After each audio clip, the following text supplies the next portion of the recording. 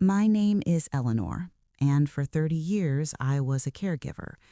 My entire world narrowed to the four walls of our home, to the rhythm of medication and meals, to the sound of my husband Robert's labored breathing in the night. I chose this path with love, a vow made in a sunlit church when we were both young and strong and foolish, for better or for worse, in sickness and in health. I never imagined the worst would last for 3 decades. I never imagined the health would be only mine to give. This is not a story about a sudden tragedy. It is a story about a slow unfolding, a quiet erosion, the way water shapes stone, not by force but by relentless presence. It is about what remains when the water finally recedes. I met Robert in the fall of 1967. I was a librarian with quiet dreams. He was an accountant with a smile that could disarm a room. He loved baseball and bad jokes, and the way I organized my books by color, much to the horror of the library board. He built me a shelf for our first apartment, a clumsy pine thing that wobbled but held every romance novel I owned. We had a daughter, Sarah. She was the light of our lives, her laughter echoing in the halls of the small house we saved for 10 years to buy. Robert was a good man, a kind man. He worked hard to provide. He remembered anniversaries with wildflowers picked from the side of the road. He fixed my coffee with just a splash of cream, exactly the way I liked it. He taught Sarah to ride a bike, running behind her with one hand on the seat, his own breath coming in ragged puffs of encouragement. The first sign was a tremor, a slight shake in his right hand when he tried to hold his newspaper steady at the breakfast table. He laughed it off, blamed the strong coffee, but I saw the fear flicker in his eyes, a shadow passing over the sun. Then came the stiffness, the slow shuffling gait, the face that began to lose its expressive spark. The diagnosis was Parkinson's disease. We were both 55, on the cusp of what we called our golden years, the years for long drives and visiting the Grand Canyon and finally learning to dance properly. The doctor's words were careful and clinical, but they landed like stones in the still water of our future.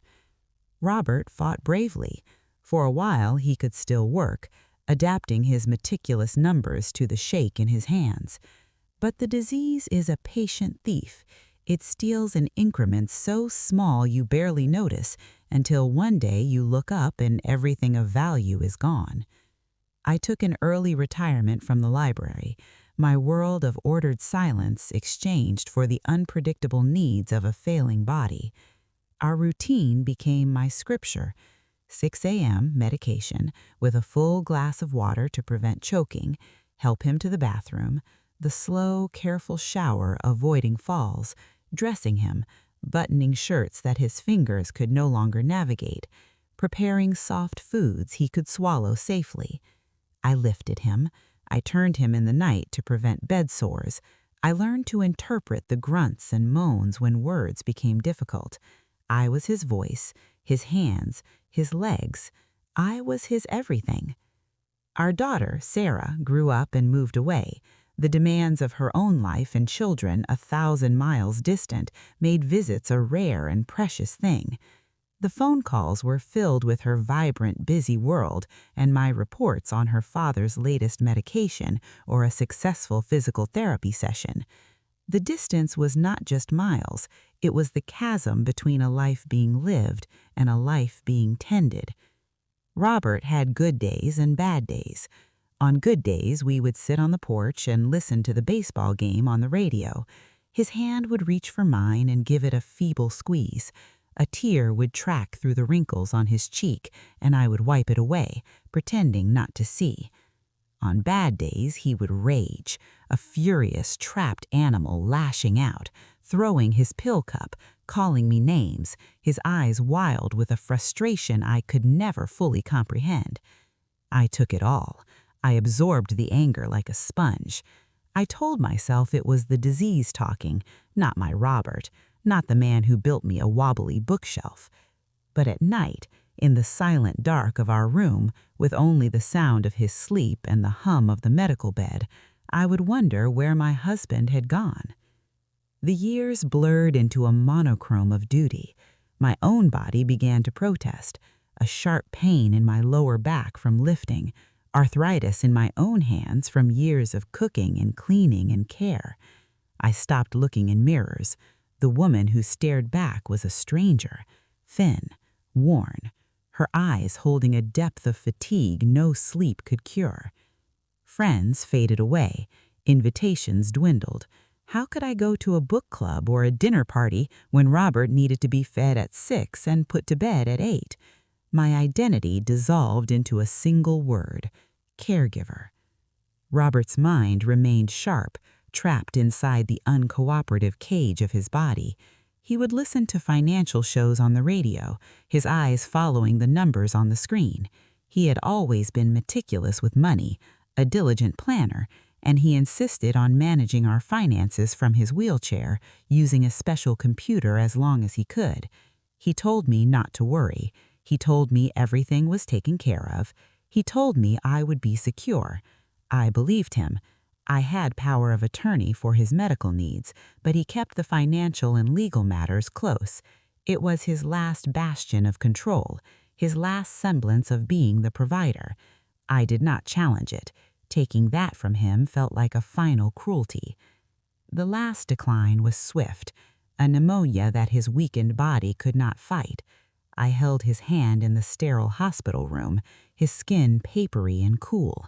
His eyes found me, and for a moment the fog cleared. I saw my Robert, the man from the fall of 1967. He tried to speak, but the words were only a breath, a sigh, and then he was gone. The silence that followed was the loudest sound I had ever heard. It was not peaceful. It was an enormous vacuum sucking the purpose from my life. The funeral was a small affair. Sarah came and held my hand. Neighbors I barely knew brought casseroles that piled up in my freezer. People called me strong. They said what a blessing I had been. They said he was lucky to have me. Their words felt like ashes in my mouth. A month after the funeral, a letter arrived from a law firm, Barclay & Sons. It was time for the reading of the will. I dressed in a simple black dress, the same one from the funeral. I drove to the offices in a daze, the world outside the car window seeming too bright and too busy. I expected sadness. I expected finality. What I did not expect was the man sitting in the plush leather chair opposite the lawyer's broad mahogany desk. It was a young man, maybe 30, with a familiar set to his jaw, with Robert's own blue eyes. Mr. Barclay cleared his glasses and looked at me with an expression I could not decipher. Pity, perhaps, or discomfort. He began to speak. He said this was Robert's last will and testament, executed 5 years prior. He said Robert was of sound mind. He said the document was clear and legally binding. My heart was a dull drum in my ears. I looked at the young man, who would not meet my gaze. And then the lawyer read the words that would unravel my entire life, the words that named someone else. The words were simple and cold, and they hung in the polished air of the office like shards of ice. I hereby bequeath the entirety of my estate, including all financial assets, real property, and personal effects, to my son, James Robert Mitchell. The room tilted. The expensive leather of my chair felt like it was giving way beneath me. James Robert Mitchell. The name echoed in the hollow space of my mind. Son. I have a daughter. We have a daughter. Sarah, I whispered, but the sound was lost in the thick carpet and the heavy silence. Mr. Barclay adjusted his glasses and continued, his voice a steady drone against the roaring in my ears. To my wife, Eleanor, I leave the sum of $50,000 from our savings account and the right to reside in the marital home for a period of 1 year following my death, after which time the property shall be sold and the proceeds shall become part of the estate. $50,000. 1 year. The words were not words, they were physical blows, each one landing deep in my stomach. 30 years, 30 years of my life poured into a man, into a home, into a future that no longer existed, and I was being given a year to pack up the fragments and leave. I stared at the young man, James. His head was bowed now, his hands clenched together on his knees. I saw it then, the shape of Robert's nose, the exact line of his brow. This was no fraud. This was his child. "How?" I managed to say, my voice a dry crackle. Mr. Barclay slid a document across the table, a birth certificate. James Robert Mitchell, born 1985. Father Robert James Mitchell, mother Cynthia Ann Mitchell. 1985. Sarah was 15 years old. Robert was 38. I was 7 and planning a family vacation to the beach, believing my husband was working late at the office. Cynthia Ann Mitchell. I knew that name. A client, he had said, a difficult client who needed extra hand-holding with her tax preparation. A young widow, he had said. He felt sorry for her. The betrayal was not a single knife, but a cascade of them, each finding a new place to bury itself. The late nights, the business trips that suddenly became more frequent, the distant look in his eye I had attributed to the early tremors of his disease. It was not disease. It was a secret life. He had another family, a son. He had watched James grow up. He had provided for him. He had given him his name while I was home boiling soft carrots and laundering soiled sheets. And he had planned this. 5 years ago, he sat in this very office, or one like it, and he dictated these terms. He disinherited his wife of over 50 years, he disinherited our daughter, and he left everything to the shadow family he had built in the margins of our life. He was of sound mind, the lawyer kept saying. This was his deliberate and considered wish. Why? I asked again, this time to James. The young man finally looked at me, his blue eyes swimming with a misery that mirrored my own. "He never told you," he said. It was a statement, not a question. "He told me about you," James continued, his voice low and unsteady. "He said you were a good woman, that you were taking care of him. He said you would be taken care of, too." I thought he meant, he trailed off, shaking his head. "He told me you knew," James whispered.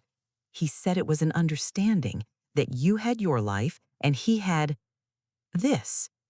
He said you would be provided for separately. He said the house and the money were for me because my mother and I had struggled, because we had less." The monstrous architecture of Robert's deceit revealed itself then. He had lied to both of us, weaving separate stories to keep his two worlds from colliding. He had told his son I was a cold woman content in a marriage of convenience, and he had told me nothing at all. I thought of the financial planning Robert had done, the hours at the computer, the muttered conversations on the phone he said were with his broker. He was not securing my future. He was methodically moving assets, structuring his estate to bypass me entirely. The life insurance policy I thought would pay off the house had a different beneficiary. The investments he talked about were in trusts I could not touch. The house itself was not in both our names as I had always believed. He had refinanced it years ago and placed it under the ownership of a limited partnership I knew nothing about. Every safety net I thought existed had been quietly removed. Every plank of my financial security sawed through while I was busy tending to the man doing the sawing.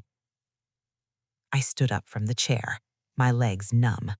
I had to get out of that room, out of that air.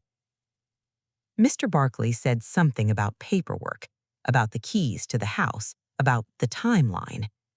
His words were insects buzzing around my head. James stood up quickly. "Mrs. Mitchell," he began, but I walked out.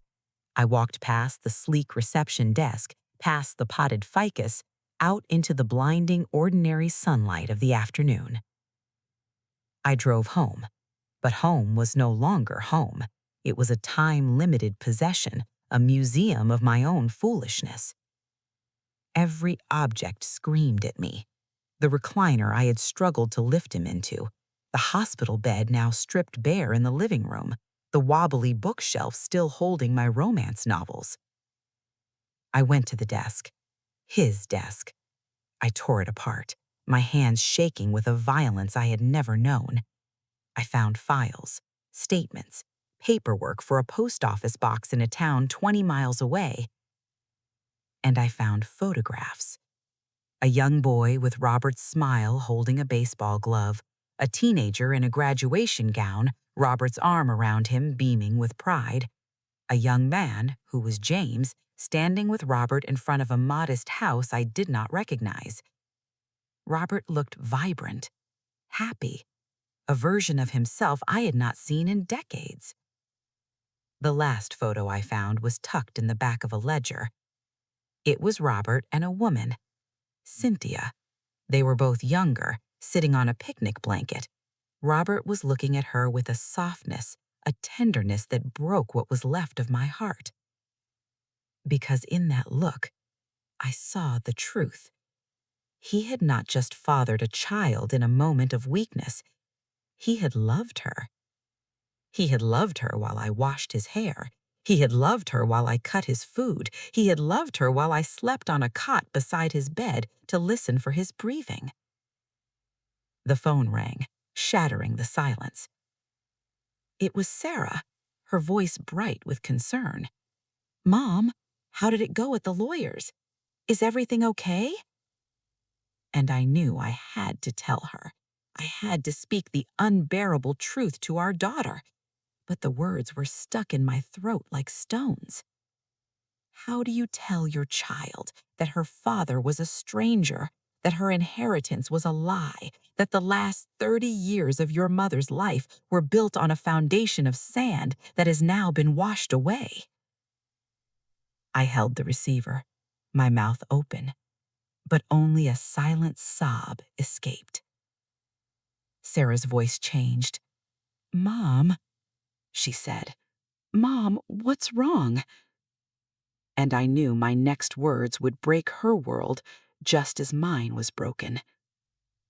I took a breath that felt like shards of glass, and I began to speak. Sarah's voice was a lifeline from a world that still made sense, and I clung to it even as I knew my words would sever that connection to everything she believed about her father. I told her, the sentences coming out in broken fragments between breaths I could not catch. I told her about the man in the office, about the name James Robert Mitchell, about the birth certificate from 1985. There was a silence on the line so profound I thought we had been disconnected. Then a sound, a small wounded animal sound that grew into a cry of sheer outrage. "No!" she screamed into the phone. "No, Mom, that's not possible. He wouldn't. He couldn't." But the evidence was sitting in my lap, the photographic proof of my father's parallel life, and I had to make her believe the unbelievable. I described the pictures, my voice flat and dead, the boy with his smile, the woman on the picnic blanket. Sarah's grief turned to fury, a white-hot torrent that crackled through the phone line. "How dare he?" she shouted. "All those years you sacrificed everything, and he was off playing house with some stranger? And he left them everything. He left us with nothing." Her anger was a mirror to my own numbness. I sat there, listening to her rage, feeling the distance between us not as miles, but as emotional states. She could erupt. I was frozen in a permafrost of shock. She said she would get on the next flight. She said we would fight this. She said we would get a lawyer and tear that will to pieces. Her conviction was fierce, and it sparked a tiny, weak flame somewhere deep in my frozen core. After the call, the house felt heavier than ever. The silence was no longer just an absence of sound. It was a presence, a judgment. Every room whispered of my blindness. I walked through the halls, my hand trailing along the wallpaper we had chosen together. In the kitchen, I stared at the stove where I had made 10,000 soft meals. In the bathroom, I looked at the grab bars I had installed to keep him safe. All of it, every modification, every sacrifice, every missed opportunity had been built upon a lie. I was not a devoted wife. I was a fool. I was not a caregiver. I was a convenience. The days that followed were a blur of dreadful motion. Sarah arrived, her face set in lines of grim determination. She hugged me, and I felt how thin I was in her arms, a bundle of sticks wrapped in grief. She took charge immediately. She made calls. She scheduled consultations with lawyers. She went through the files I had pulled from Robert's desk with the precision of a forensic accountant.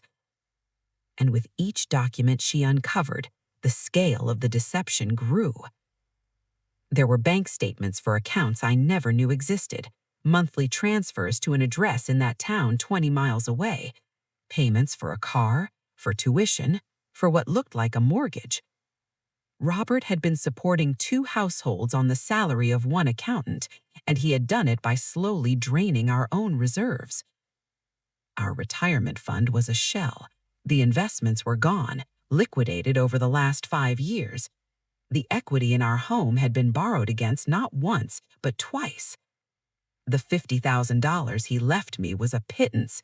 It was the change left in the pocket of a suit he had long since discarded. Sarah found the partnership papers for the house, a legal entity called M&R Holdings, M for Mitchell. R for what? I asked. Sarah's face was pale as she pointed to the document. The registered agent was Cynthia Mitchell. He had put the house in a partnership with her, the home I had maintained for 30 years, the home where I had nursed him. The home that was supposed to be my security was legally partly hers. The violation was so profound it stole the air from my lungs.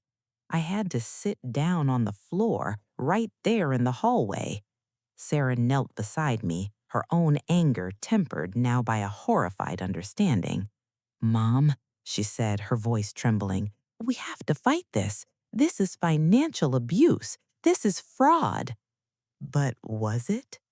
The lawyer we saw the next day, a stern woman named Linda Greer with sharp eyes and a no-nonsense demeanor, laid out the cold reality. The will was valid. Robert was indeed of sound mind when he signed it, a fact supported by his neurologist's records from that time. He had the legal right to dispose of his assets as he saw fit. The house's ownership was a complex issue, but because he had refinanced it and placed it in the partnership before his mental capacity could be questioned, it would be an uphill, brutal, and expensive battle to claim any share.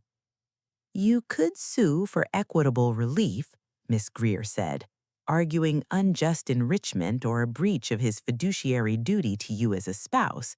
But you need to understand, litigation is long, it is emotionally devastating, and with the estate's assets primarily tied up in the house and likely depleted, you would be paying legal fees out of that $50,000. You could spend it all and end up with nothing but more heartache." "What about the son?" Sarah asked fiercely. "Can we contest his legitimacy?" Miss Greer steepled her fingers. "The birth certificate is legitimate. Paternity is not in doubt. Contesting that would be throwing money into a void.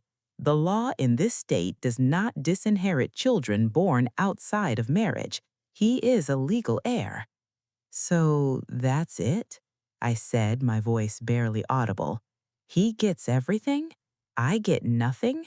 After everything?" Miss Greer looked at me with a compassion that felt worse than scorn. "You get the 50,000, she said, "and you get the right to live in the house for 1 year. My advice from a purely financial standpoint is to use that time to grieve and to plan your next move. Save the money, find a small apartment you can afford on your Social Security. The legal fight would likely consume you and your resources, and the outcome is highly uncertain. We left her office into a world that had lost all its color. Sarah was silent, seething. I felt emptied out. The fight Sarah wanted seemed like another vast, overwhelming burden. I was so tired. That night, as I lay in my bed, not Robert's bed, but the one in the guest room, I could not bear our room anymore. I stared at the ceiling and I made a decision. I would not go quietly. This was not about the money anymore, not really.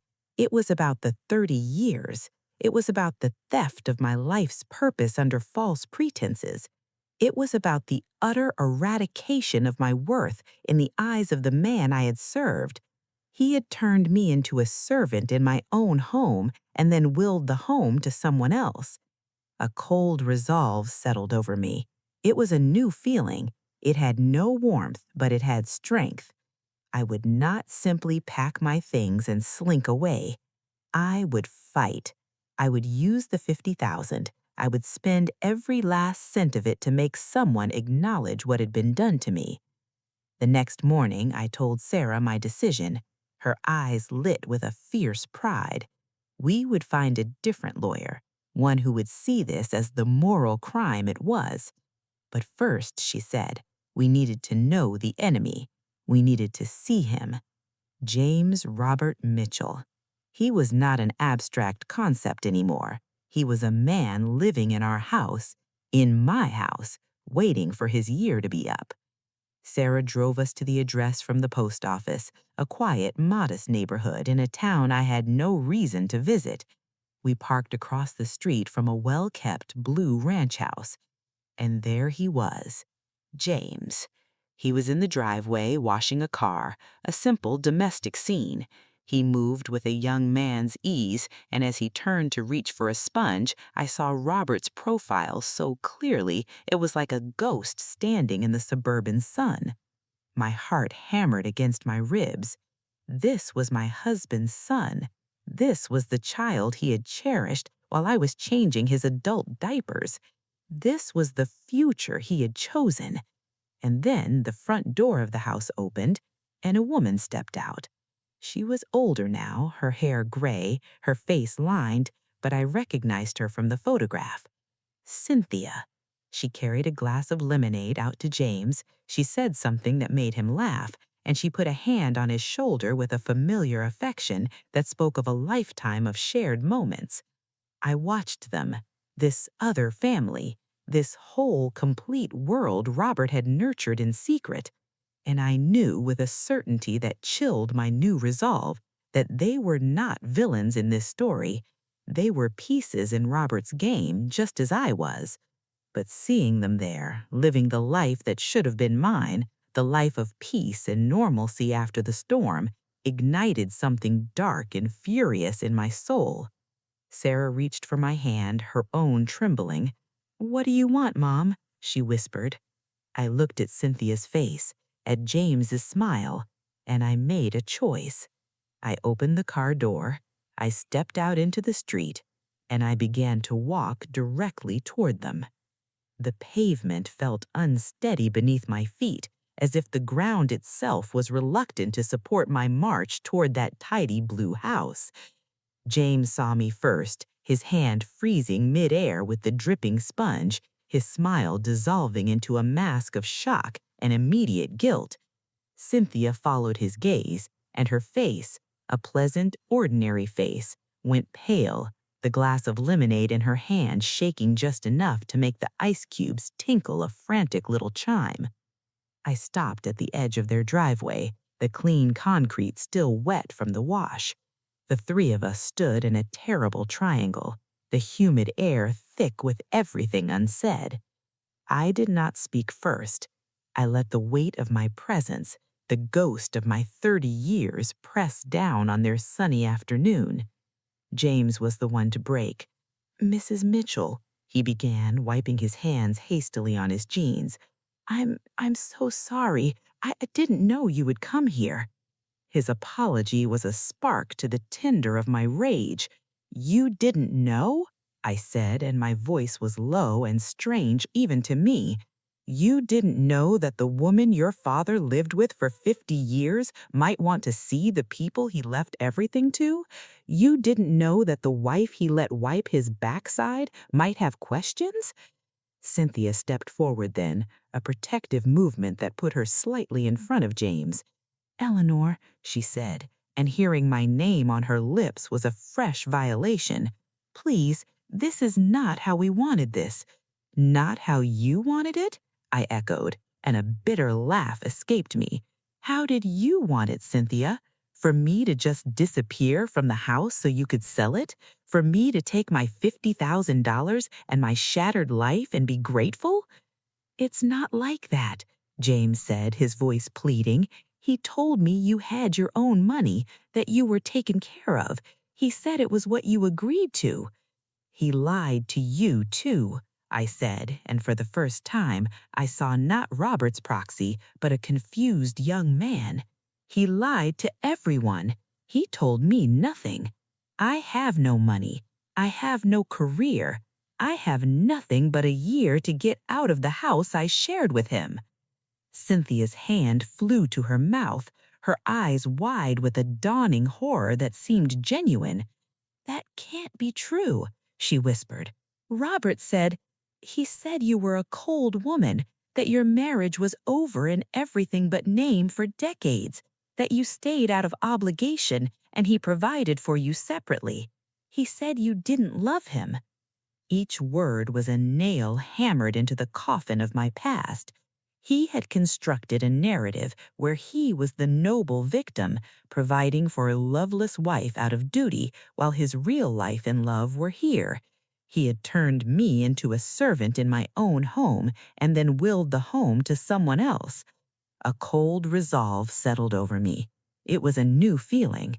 It had no warmth, but it had strength. I would not simply pack my things and slink away. I would fight.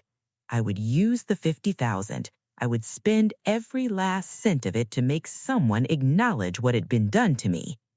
The next morning, I told Sarah my decision. Her eyes lit with a fierce pride. We would find a different lawyer, one who would see this as the moral crime it was. But first, she said, we needed to know the enemy. We needed to see him. James Robert Mitchell. He was not an abstract concept anymore. He was a man living in our house, in my house, waiting for his year to be up. Sarah drove us to the address from the post office box, a quiet, modest neighborhood in a town I had never had reason to visit. We parked across the street from a well-kept blue ranch house, and there he was, James. He was in the driveway washing a car, a simple domestic scene. He moved with a young man's ease, and as he turned to reach for a sponge, I saw Robert's profile so clearly it was like a ghost standing in the suburban sun. My heart hammered against my ribs. This was my husband's son. This was the child he had cherished while I was changing his adult diapers. This was the future he had chosen. And then the front door of the house opened and a woman stepped out. She was older now, her hair gray, her face lined, but I recognized her from the photograph. Cynthia. She carried a glass of lemonade out to James. She said something that made him laugh, and she put a hand on his shoulder with a familiar affection that spoke of a lifetime of shared moments. I watched them, this other family, this whole complete world Robert had nurtured in secret. And I knew with a certainty that chilled my new resolve that they were not villains in this story. They were pieces in Robert's game, just as I was. But seeing them there, living the life that should have been mine, the life of peace and normalcy after the storm, ignited something dark and furious in my soul. Sarah reached for my hand, her own trembling. "What do you want to do, Mom?" she whispered. I looked at Cynthia's face, at James' smile. and I made a choice. I opened the car door, I stepped out into the street, and I began to walk directly toward them. The pavement felt unsteady beneath my feet, as if the ground itself was reluctant to support my march toward that tidy blue house. James saw me first, his hand freezing midair with the dripping sponge, his smile dissolving into a mask of shock and immediate guilt. Cynthia followed his gaze, and her face, a pleasant, ordinary face, went pale, the glass of lemonade in her hand shaking just enough to make the ice cubes tinkle a frantic little chime. I stopped at the edge of their driveway, the clean concrete still wet from the wash. The three of us stood in a terrible triangle, the humid air thick with everything unsaid. I did not speak first. I let the weight of my presence, the ghost of my 30 years, press down on their sunny afternoon. James was the one to break. "Mrs. Mitchell?" he began, wiping his hands hastily on his jeans. I'm so sorry. I didn't know you had come here." His apology was a spark to the tinder of my rage. "You didn't know?" I said, and my voice was low and strange even to me. "You didn't know that the woman your father lived with for 50 years might want to see the people he left everything to? You didn't know that the wife he let wipe his backside might have questions?" Cynthia stepped forward then, a protective movement that put her slightly in front of James. "Eleanor," she said, and hearing my name on her lips was a fresh violation. "Please, this is not how we wanted this." "Not how you wanted it?" I echoed, and a bitter laugh escaped me. "How did you want it, Cynthia? For me to just disappear from the house so you could sell it? For me to take my $50,000 and my shattered life and be grateful?" "It's not like that," James said, his voice pleading. "He told me you had your own money, that you were taken care of. He said it was what you agreed to." "He lied to you, too," I said, and for the first time I saw not Robert's proxy, but a confused young man. "He lied to everyone. He told me nothing. I have no money, I have no career, I have nothing but a year to get out of the home I shared with him." Cynthia's hand flew to her mouth, her eyes wide with a dawning horror that seemed genuine. "That can't be true," she whispered. He said you were a cold woman, that your marriage was over in everything but name for decades, that you stayed out of obligation and he provided you separately. He said you didn't love him." Each word was a nail hammered into the coffin of my past. He had constructed a narrative where he was the noble victim, providing for a loveless wife out of duty, while his real life and love were here. He had made me the villain in his story to justify the one he was writing here. "I loved him every single day," I said, and the truth of it was a physical pain. I loved him when he could not speak. I loved him when he could not control his bowels. I loved him when he screamed at me in frustration.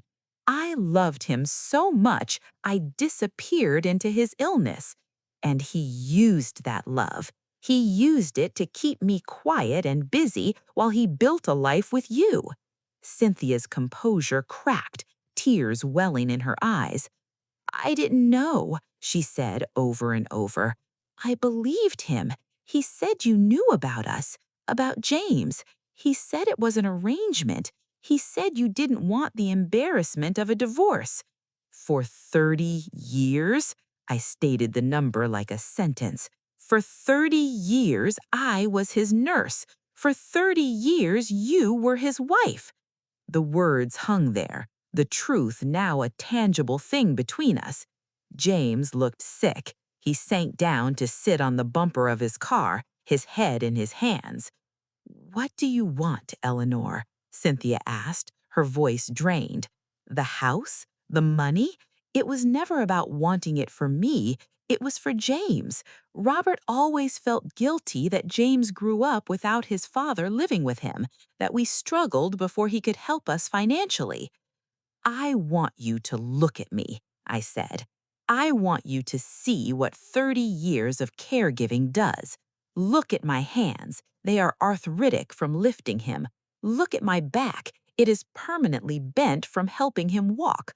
Look at my eyes and tell me if they look like the eyes of a woman who was in a loveless arrangement. She looked, and I saw her flinch. I saw the moment her own understanding of the past 30 years crumbled and reformed into something uglier and more true. Robert had not been trapped in a barren marriage seeking solace. He had been a man with a devoted wife at home and a secret family on the side. A man who manipulated both to serve his own need to be loved and admired without sacrifice. I loved him every single day, I said, and the truth of it was a physical pain. I loved him when he could not speak. I loved him when he could not control his bowels. I loved him when he screamed at me in frustration. I loved him so much I disappeared into his illness. And he used that love. He used it to keep me quiet and busy while he built a life with you. Cynthia's composure cracked, tears welling in her eyes. I didn't know, she said over and over. I believed him. He said you knew about us, about James. He said it was an arrangement. He said you didn't want the embarrassment of a divorce. For 30 years, I stated the number like a sentence. For 30 years, I was his nurse. For 30 years, you were his wife. The words hung there, the truth now a tangible thing between us. James looked sick. He sank down to sit on the bumper of his car, his head in his hands. What do you want, Eleanor? Cynthia asked, her voice drained. The house? The money? It was never about wanting it for me. It was for James. Robert always felt guilty that James grew up without his father living with him, that we struggled before he could help us financially. I want you to look at me, I said. I want you to see what 30 years of caregiving does. Look at my hands. They are arthritic from lifting him. Look at my back. It is permanently bent from helping him walk. Look at my eyes and tell me if they look like the eyes of a woman who was in a loveless arrangement. She looked, and I saw her flinch. I saw the moment her own understanding of the past 30 years crumbled and reformed into something uglier and more true. Robert had not been trapped in a barren marriage seeking solace. He had been a man with a devoted wife at home and a secret family on the side.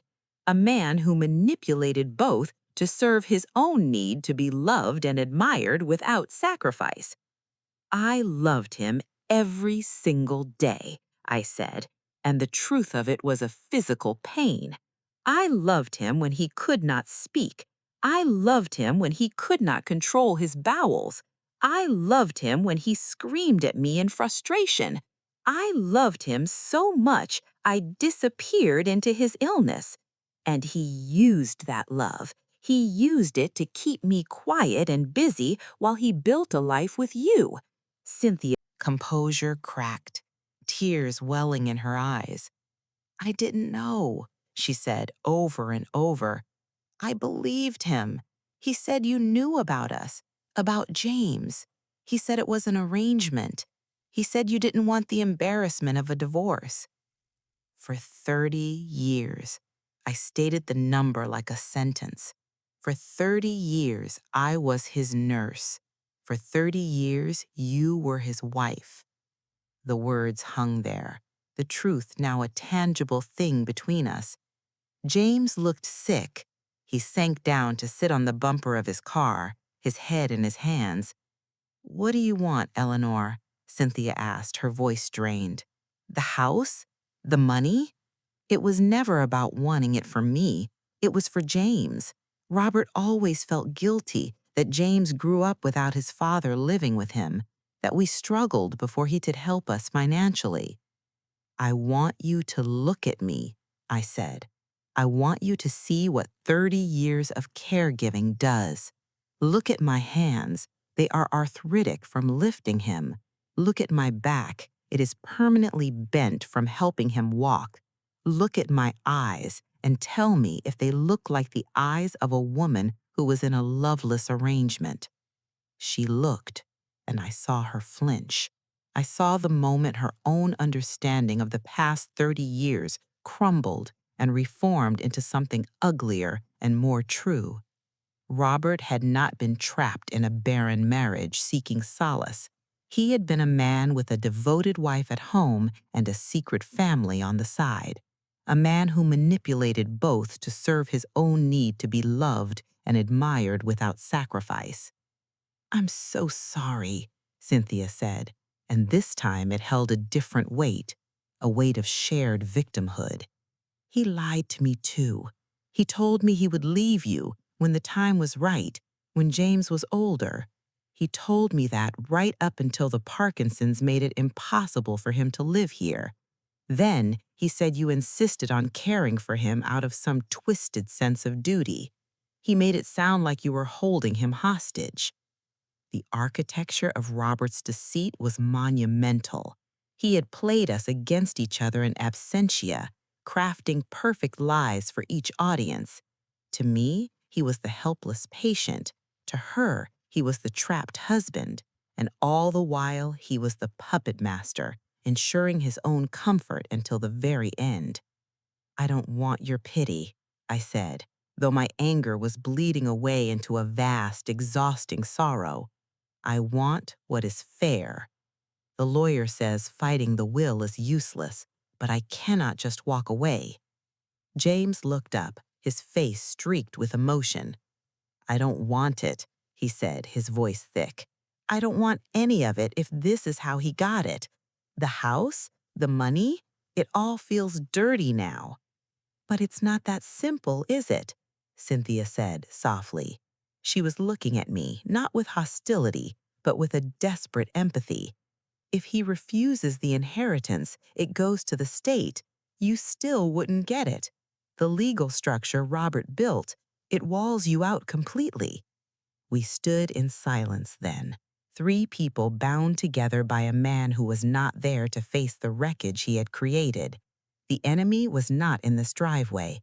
The enemy was a ghost, a memory, a set of legal documents engineered with cold precision. I turned to leave, the purpose of my confrontation evaporating. What could I achieve here? These people were not monsters. They were Robert's other victims. "Wait," James said, standing up. "There might be something. He told me once, when he was giving me advice about the paperwork, he said he kept a personal ledger, not the financial one, but a journal of sorts. He said it was his conscience. He said it was in the house, your house, in a floor safe under the desk.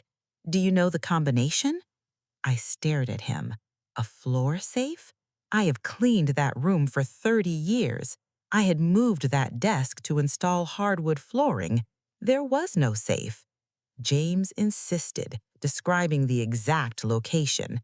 "It must be hidden under the flooring," he said. "He told me the combination was my birthday, October 19th, 85. My heart began to beat a strange, frantic rhythm. Robert had a floor safe in our house, a secret within a secret, and the combination was the birthday of the son I never knew he had. I walked back to Sarah's car without another word. She had watched the entire exchange from the driver's seat, her face a mirror of anguish and fury. "What happened?" Sarah asked as I slid in. "We need to go home," I said. "We need to pull up the flooring under your father's desk." The drive back was silent, a storm of possibilities swirling in the space between us. What could be in a safe Robert called his conscience? More lies? More evidence of his double life? Or something else entirely? When we arrived back at the house, it no longer felt like a trap. It felt like a crime scene, and we were finally about to search for the missing piece of evidence. Sarah found a crowbar in the garage. I moved the heavy desk myself, a surge of adrenaline giving me strength I did not know I still possessed. We knelt on the floor, and there, under a carefully cut section of hardwood, was a small metal door with a numerical dial. The safe. My hands trembled as I spun the dial. Robert using James's birthday as the combination was the final cruel joke, a code I could never have guessed. I rotated the numbers, 10, 19, 85. There was a soft click. I lifted the heavy metal door. Inside was not money or jewelry, it was a stack of notebooks. The key was a cold and jagged star in the center of my palm, its teeth pressing a promise of pain or resolution into my skin. Sarah and I did not speak as we drove to the First National Bank the next morning. The silence between us was a held breath, the world outside the car windows moving with a normalcy that felt like an affront. We parked in the shaded lot, and I sat for a moment, staring at the grand stone facade of a place that held the last secret of my marriage. My entire body felt both heavy and weightless, as if I might sink through the car seat or float away. Sarah touched my shoulder. "Mom," she said, "Mom, whatever is in that box, we will face it together." I nodded, unable to give voice to the hope that was a fragile bird beating its wings against the cage of my ribs. Hope was a dangerous thing. It had led me to believe Robert's lies for 30 years, and now here I was, hoping once more. The bank manager, a man with a kind face and a neat gray mustache, led us to the vault room after verifying my identity and the key. He slid the long metal box from its berth and placed it on a table in a private viewing room. "Would you like me to stay?" he asked. "No, thank you," I whispered. The door clicked shut behind him, and Sarah and I were alone with the box. It was a standard gray metal container, impersonal, cold. I lifted the lid. Inside, there were no stacks of cash, no jewels, only a few folded documents resting on the felt lining. On top was a single sheet of paper in Robert's later shaky script. A note. "Eleanor," it read. "By now you have read my confession. The ledgers hold my shame. This box holds my attempt at amends. It is too little and 30 years too late. I do not ask for your forgiveness. I only ask that you take what is yours." Beneath the note was a legal document bound with a blue backing. "Last Will and Testament of Robert James Mitchell," it read across the top. The date was 3 years after the will read by Mr. Barclay. It was signed by Robert and witnessed by two names I did not recognize, with notary stamps clear and official. With trembling hands, I lifted it. I turned to the crucial page, my eyes scanning the dense legal language until they found the paragraph that began, "I hereby revoke all former wills and codicils." And then the next paragraph, "I give, devise, and bequeath the entirety of my estate, both real and personal, to my wife, Eleanor Marie Mitchell, to be hers absolutely and forever." There it was, in clear, unequivocal language. Everything, the house, the remaining assets, everything was left to me. Sarah let out a sob that was half cry, half laugh. She wrapped her arms around me. "Mom," she kept saying, "Mom, it's yours. He came through for you." But I felt no joy, only a deep, seismic shifting in the bedrock of my grief. This document did not erase the 30 years of betrayal. It did not give me back my youth or my purpose. It was a financial correction, a postscript to a life sentence already served. And it was a weapon I would have to use against James. At the bottom of the box was one more item, a small velvet pouch. I loosened the drawstring and tipped it into my hand.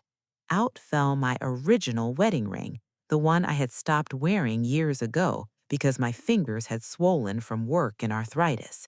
and with it came a ring I had never seen, a simple band of white gold.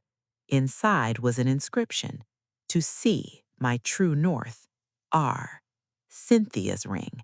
He had kept them together, my ring and the ring he gave his other love, side by side in the dark, as they had been in his life.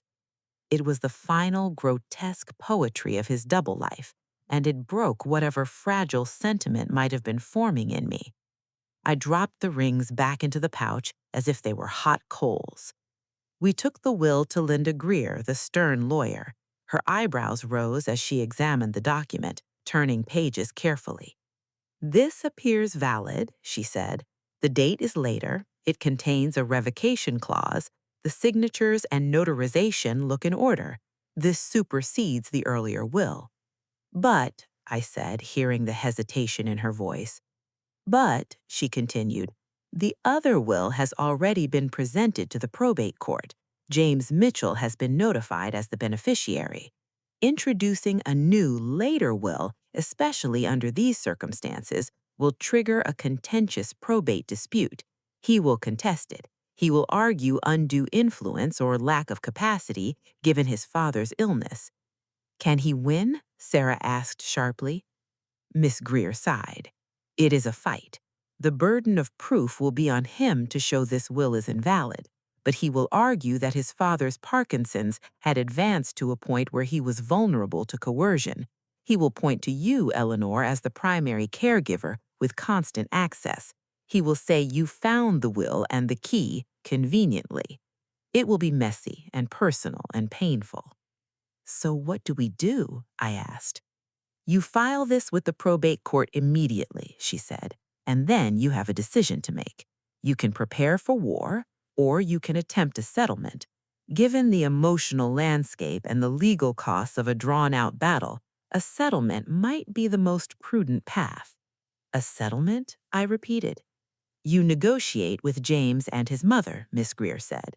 "You offer them a portion of the estate in exchange for them agreeing not to contest the new will. It would save time, money, and further emotional devastation." I left her office with the will in a protective envelope, feeling no more secure than I had before. The legal path was now clear, but the human path was a maze of thorns. Sarah wanted to fight. She saw the will as justice, pure and simple. "He left it to you," she said in the car. "It's yours. They don't deserve a penny." But I kept thinking of the look on James's face in the driveway, the genuine shock and guilt. I thought of Cynthia's horror when she realized the scale of Robert's deception. They were not wealthy people. The house, the money, it was life-changing for them too, and Robert had led them to expect it. That night, I sat at the kitchen table with the notebooks from the floor safe. I read Robert's private anguish over decades, pages of self-loathing intertwined with detailed records of payments to Cynthia, poetic musings on my loyalty, followed by lies he told her about my coldness. It was the diary of a man split in two, a man who knew right from wrong, but chose wrong again and again because it was easier. In one entry from about 5 years ago, he wrote, "I have signed the will that leaves everything to James.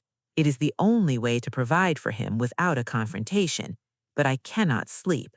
I look at Eleanor sleeping on the cot beside me, and I am a monster. I have drafted a new will. I will sign it tomorrow and hide it.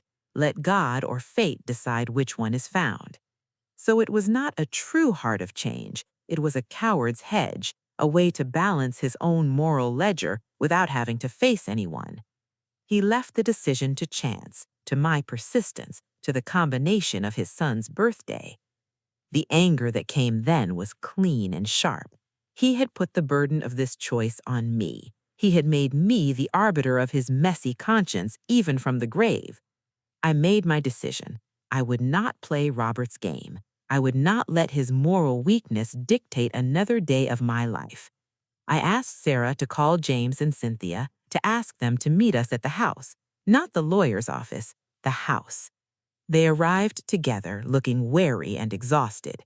We sat in the living room, the very room where Robert had spent his last years, the medical bed now gone, leaving only a ghostly impression on the carpet. I did not offer tea. I placed the safe deposit box key on the coffee table between us. I found it, I said, where your father said it would be. James's eyes locked on the key. Cynthia put a hand on his arm. And inside the box, I continued, was a newer will. It leaves everything to me. The air went out of the room.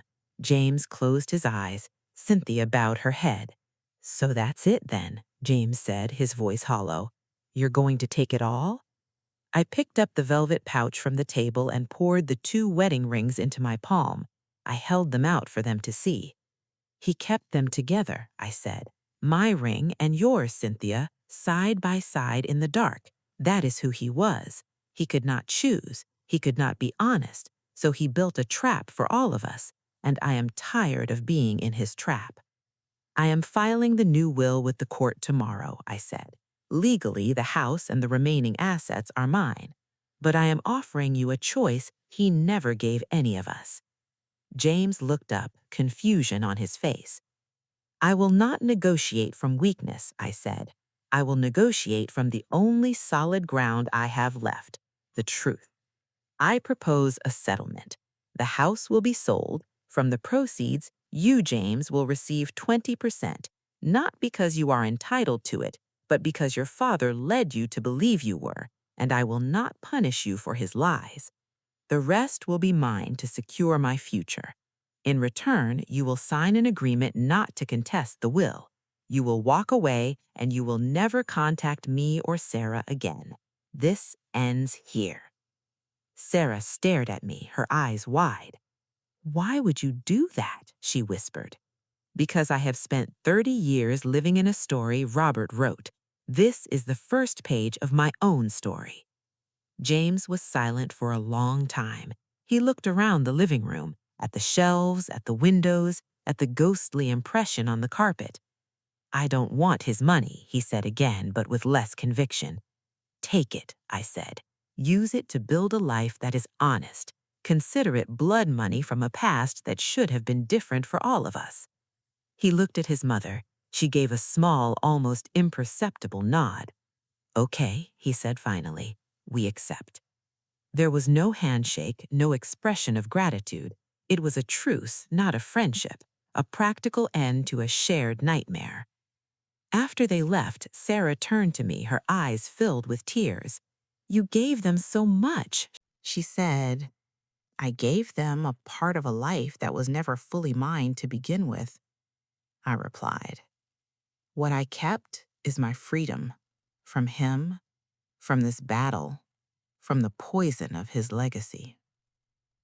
The next months were a blur of legal filings and paperwork. The sale of the house proceeded.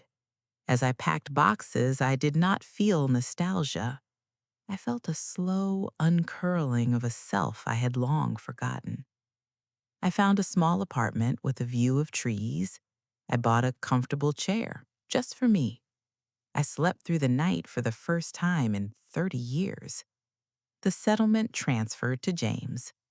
I did not hear from him or Cynthia again. They became ghosts in my rearview mirror as I drove away from the closing on the house for the last time. I had money now, security, but the greater wealth was the silence, the absence of beeping machines and labored breathing, and the heavy weight of a secret I had carried without knowing. One afternoon, I sat in my new apartment with a stack of Robert's notebooks. I had read them all, every painful confession, every pitiful excuse. I carried them to the small fireplace I never used. I placed them inside one by one. I did not light the match out of anger. I lit it for closure, the flames consuming not just paper and ink, but the last tangible hold Robert's voice had on my mind. I watched them burn until they were ash, and then I did something I had not done in decades. I put on my coat and I went for a walk with no destination, no schedule, no one needing me to return. The autumn air was crisp, the leaves were turning, and for the first time in 30 years, I saw the color. The story could end here, with a quiet piece purchased at great cost. But life is rarely so neat, because several weeks later an envelope arrived with no return address, and inside was a note written on simple stationery and a single check. The note said, "Mrs. Mitchell, I cashed the settlement check. I kept 10%. I used it to pay off my mother's car. The rest is yours. I cannot build my honest life with his dishonest money. I am sorry for my part in your pain. James."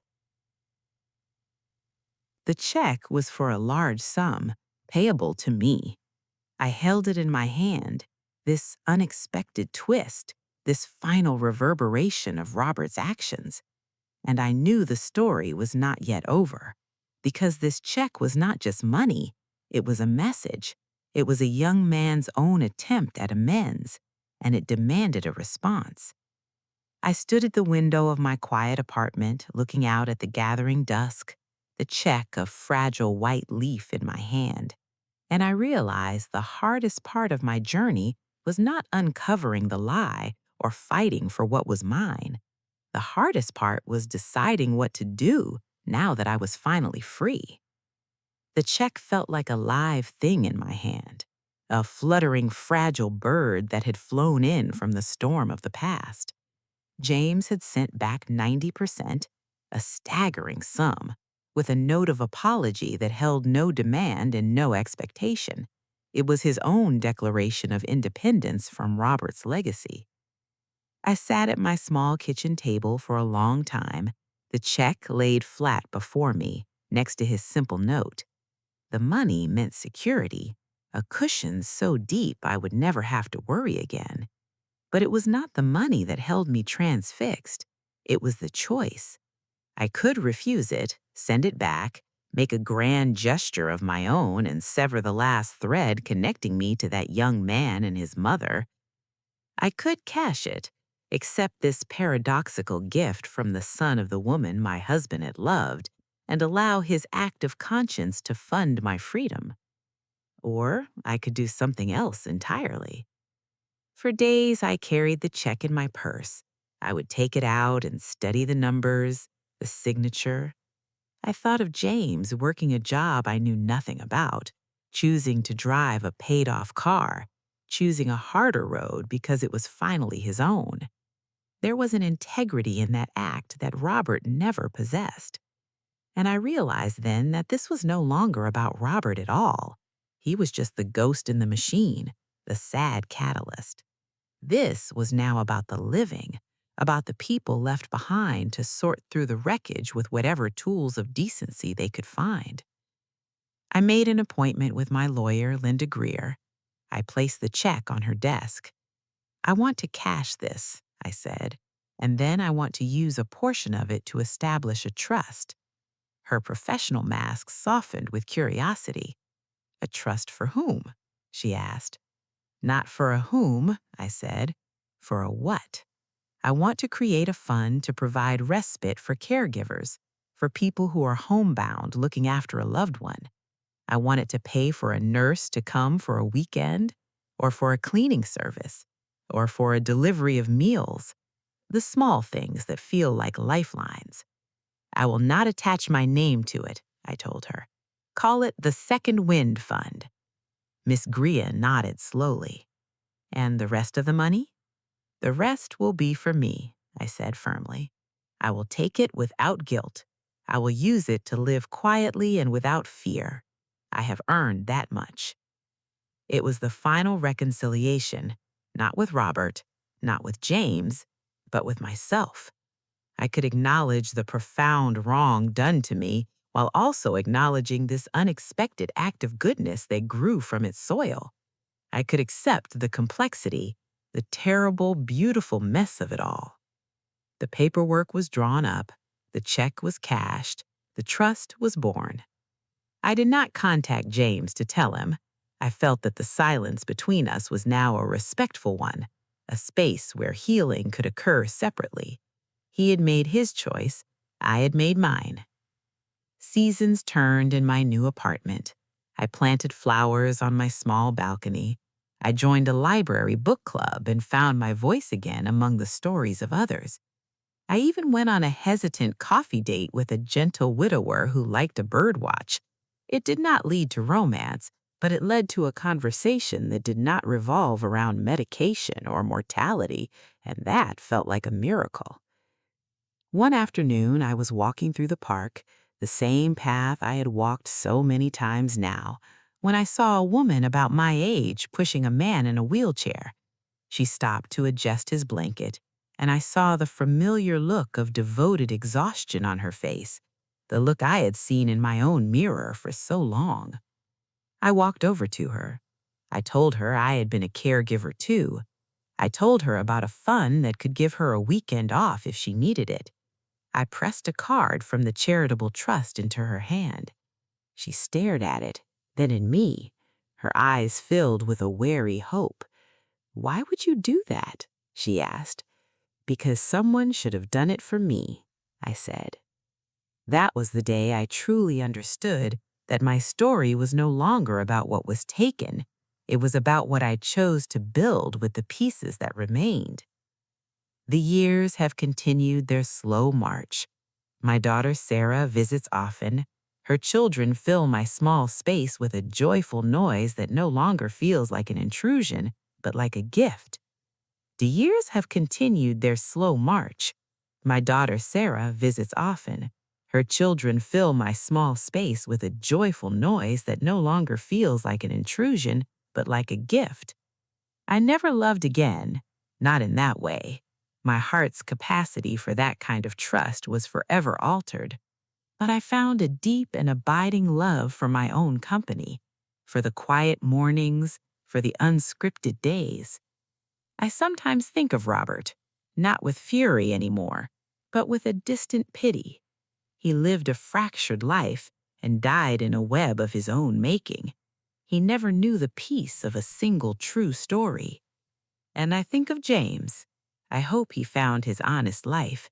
I like to imagine him free of his father's shadow, building something straight and good. As for me, I am here, in this chair by the window, the evening light soft on my hands, hands that are still arthritic, but now hold books more often than pill cups. I took care of my husband for 30 years. His will named someone else. And in the end, after the dust of all those battles settled, I finally found the will that mattered most, my own. It named me Eleanor. Not caregiver, not victim, not heir, but simply Eleanor. A woman who learned that the greatest legacy is not what is left to you, but what you choose to leave behind. The story is complete.